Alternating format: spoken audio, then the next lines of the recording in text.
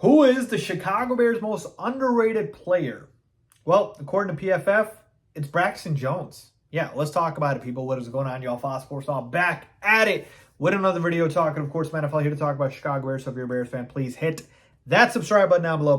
People, I promise you, you will not regret it. All right, so here we go. PFF came out with an article talking about every single team's most underrated player.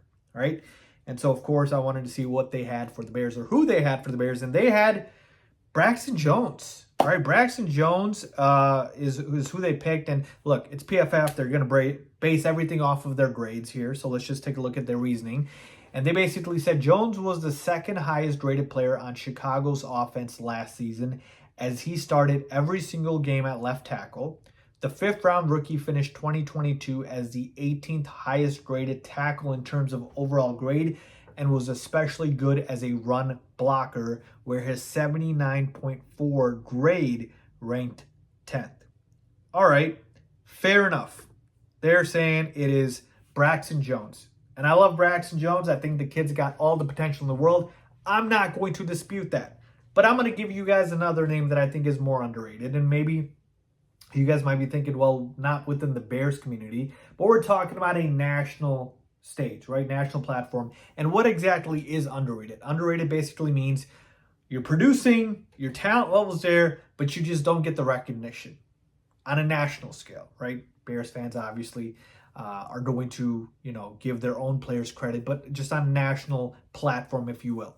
And so to me, I think Braxton's a good pick, but I just don't think there's enough sample size there. He just finished his rookie season. The guy I'm going to go with is Cole Kmet. Honestly, folks, Cole Kmet, to me, is still severely underrated. And here's why.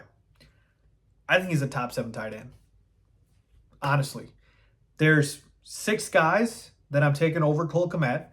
I'll tell you right now. It's Kelsey, Kittle, Andrews, Hawkinson, Goddard, and Waller.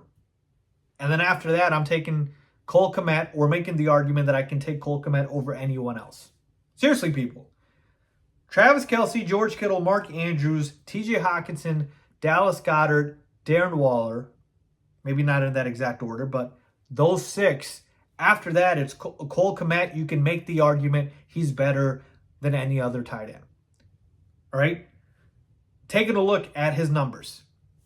Last 2 seasons, right? He's been in the NFL for 3 years, but last 2 seasons has had over 500 plus receiving yards. And again, we're talking about the tight end position. Not everybody gets to play with Pat Mahomes like Travis Kelce does and puts up 1,000 yards receiving. That's an anomaly for a tight end, right? They don't get to do as much damage as receivers. So when I say 500 plus receiving yards, you guys might be thinking, oh, Faiz, that's not a lot, but it is. Trust me, all right? It is hard to find tight end production. If you've played fantasy football, you would know what I mean.